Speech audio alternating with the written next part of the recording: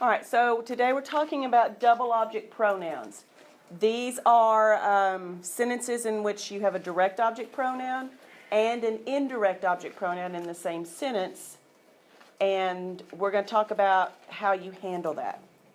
But the first thing we need to look at is, let's review those pronouns. So, direct objects. What is the pronoun we use for yo with direct objects? Me, tú, te, él, ella, usted.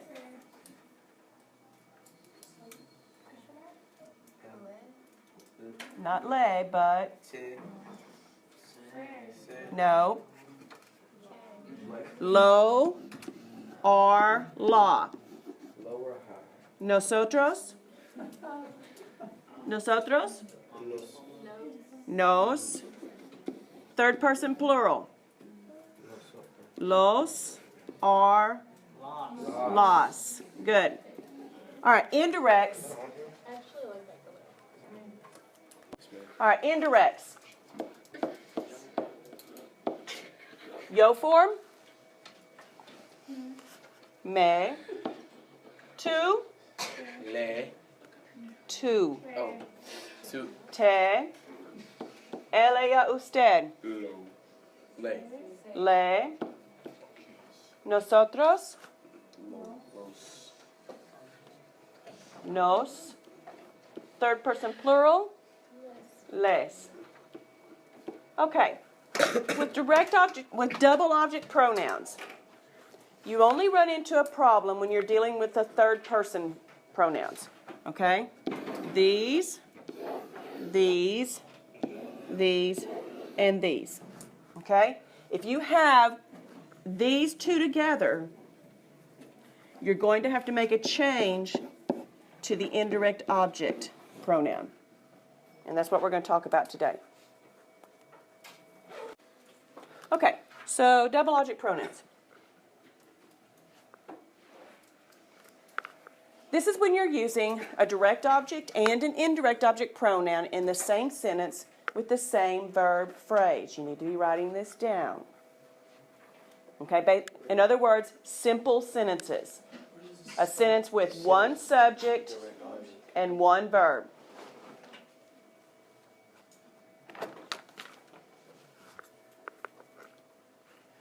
Okay, if you don't have that situation where you have one subject, one verb, a direct object, and an indirect object, then what we're going to talk about doesn't apply. You go back to what you already had. Yeah? Can I turn off the light? Yeah. Oh. Okay, so when you're using both object pronouns, the indirect always comes before the direct. So indirect object pronoun comes first. Direct object pronoun comes second. Can you go back? Yeah. All right. Usually with directs and indirects, when you've got two together, they're going to work as a unit. Both pronouns are going to go to the same places. So they're going to work like a chunk in the sentence. You know, you've got the subject, you've got the verb, whatever else. The direct and indirect object pronouns are going to work together as one chunk in that sentence. They both have to be in the same place. So a way to remember the order for these pronouns is to use the acronym RID. R for reflexive, I for indirect, and D for direct. That's the order in which they go. Okay?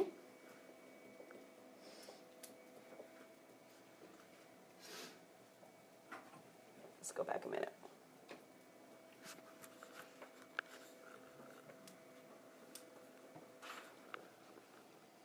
Okay, so double object pronouns.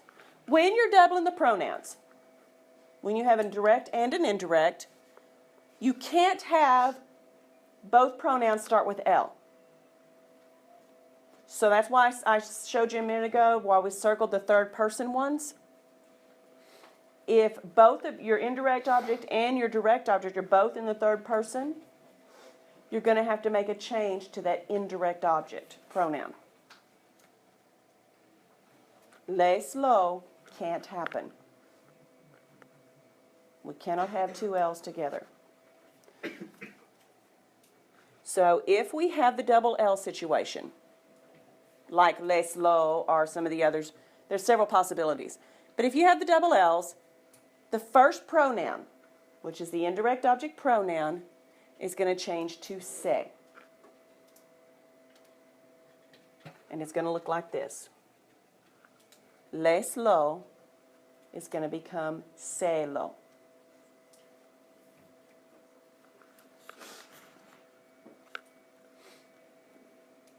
Any questions so far? If you have questions, ask. Okay. So, here's an example. He gave Juana the flowers. Or he gave the, and so here's our noun, here's our second noun. Stay on the first page, please, we're not done yet. This is an example. And then here we just traded out and took them to the pronouns. Okay?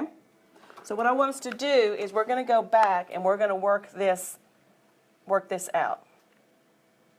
Let me erase this mess.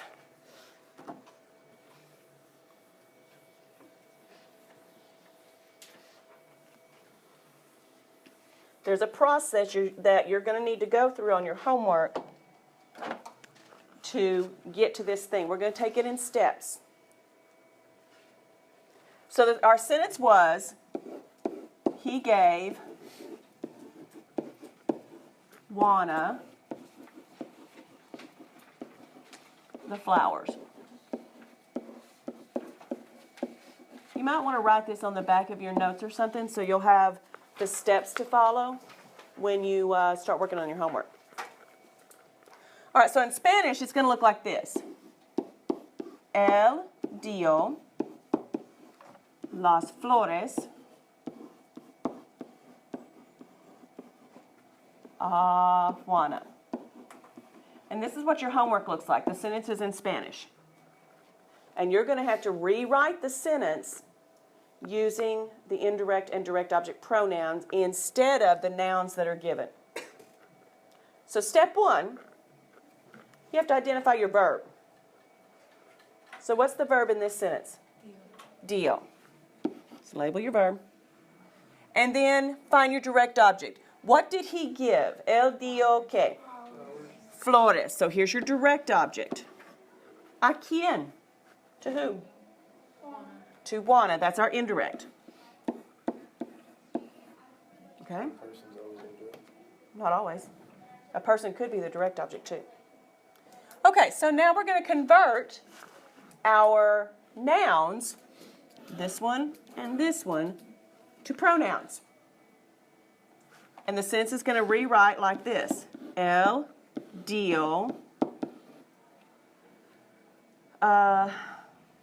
las le. Now, do you already see a small problem? Yes. What's the two L's? Two L's. So now let's put it, where do the pronouns go when you rewrite the sentence? Where do you put the pronouns? In front of the conjugated verb. So here's our verb, here's our direct object, here's our indirect object pronoun. So let's rewrite the sentence. Él, indirect comes first, then direct, then the verb. But we can't have two L's together. So le changes to se. And there's your answer. Él se las dio. That's all you do. Okay?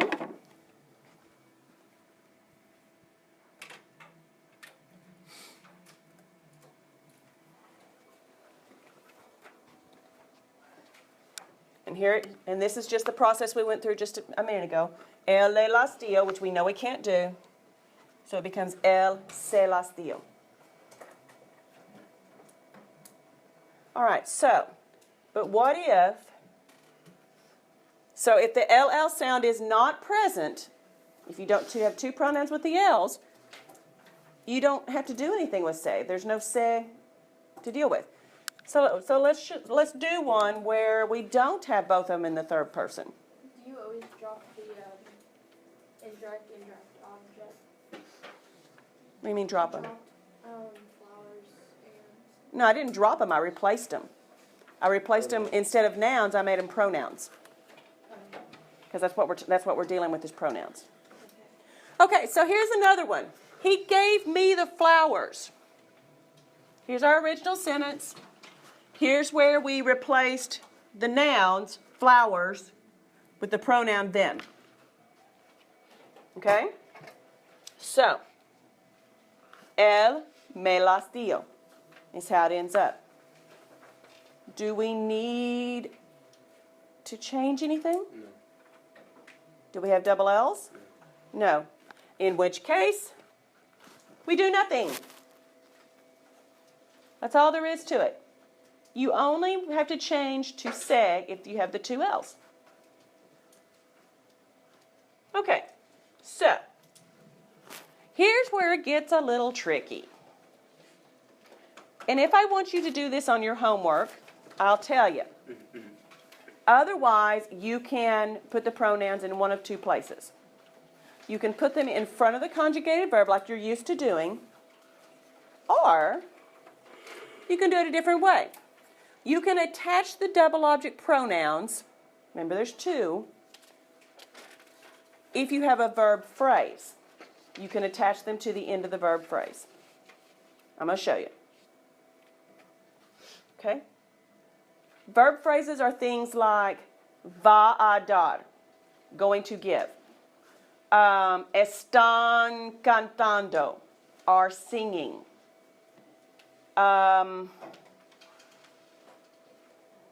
Those are the only ones that you can attach the pronouns to.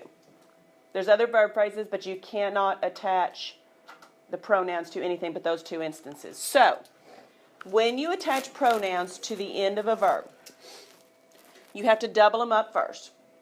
So go ahead and go through the process to get your le, lar, se, lar, whatever. Once you've done that, you stick them on the end of the verb. Now, the first way you can do it is to stick it onto the infinitive. What is an infinitive? It's like the original form. It's the original form of the verb, and it ends, like Albany said, with AR, ER, or IR. You can take those two pronouns and just stick them on the end of that infinitive. But the catch is, now you've messed up how you say the infinitive because you've added more stuff on the end.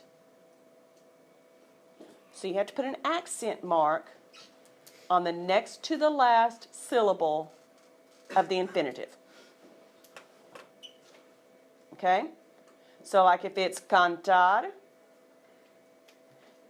you would have to put the accent on the first syllable. And I'll show you how that works. So, he is going to give Juana the flowers. Our verb phrase is going to give. Va a dar. So, here's our original. Juana's our direct object noun. Flowers is our indirect object noun. No, vice versa. Flowers is our direct object. Juana is our indirect. So we replace the nouns with pronouns right here. And it becomes this. Él va a darlelas. Is that good? No, it's two L's, isn't it? It's two L's. It's two L's, so we still have a problem. So, va a dárselas. Dar is an infinitive, right? It's an AR verb, right? Yes. It's an AR verb. It's an infinitive. So we stuck our pronouns on the end, but we had to put that accent mark on dar to make it right. Now, if you do your work this way, if you do your assignment this way, and you choose to stick the pronouns on the end of the infinitive, you better put that accent mark in there. Because if you don't, it's wrong. But you don't have to. You can say, él se las va a dar. And just go back to the way you're used to doing it. But I'll tell you, this is the way it's done in native speaking, native language, reading, all of this. This is the way you'll see it with readings, and this is the way native speakers will say it. Yes, ma'am? So you can do that with any kind of verb? Any of them? Infinitive. Okay? There's two ways you can do it. You can attach it to the end of an infinitive, or you can attach it to the end of an ing. What are the ing endings in Spanish? Ando and yendo. Ando and yendo. You can also stick those pronouns on the end of words like that. Okay? So here's an example.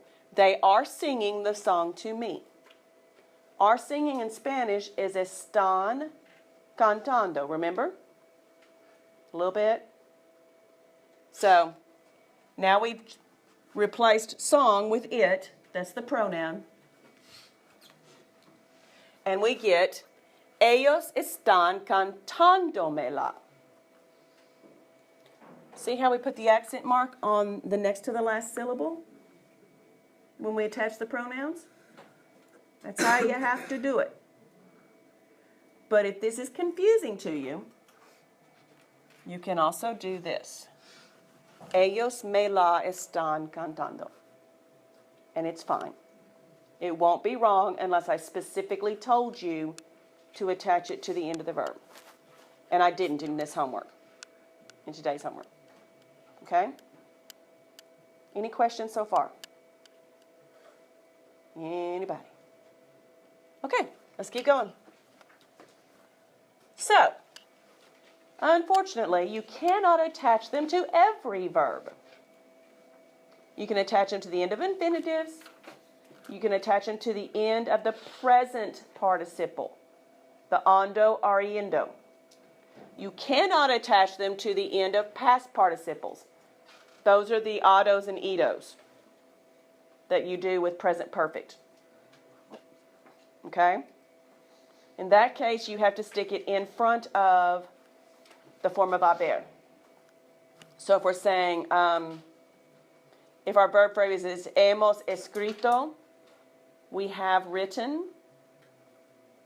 If you've got a direct object pronoun and an indirect object pronoun that you're dealing with, it has to go in front of hemos. And then you put hemos escrito after the pronouns. You cannot put the pronouns on the end of the past participle. Okay, one more thing. In Spanish, we cannot separate our direct and indirect object pronouns from the verb. You cannot